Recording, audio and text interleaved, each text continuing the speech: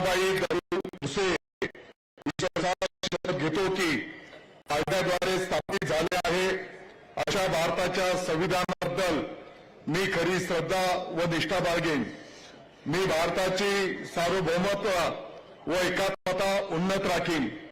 मी महाराष्ट्र राज्याचा मंत्री म्हणून माझी कामे निष्ठापूर्वक व विवेक बुद्धीने पार करीन आणि संविधान व कायदा यानुसार सर्व तऱ्हेच्या लोकांना मी निर्भयपणे व निष्पक्षपातीपणे तसेच कोणाच्याही विषयी ममत्व भाव किंवा आकस न बाळगता न्याय वागणूक देईन।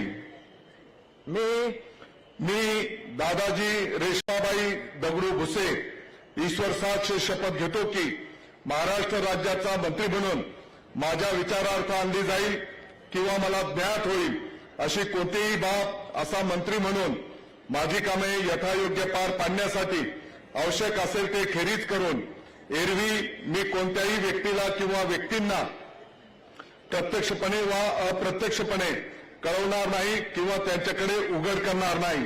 जय हिंद, जय महाराष्ट्र।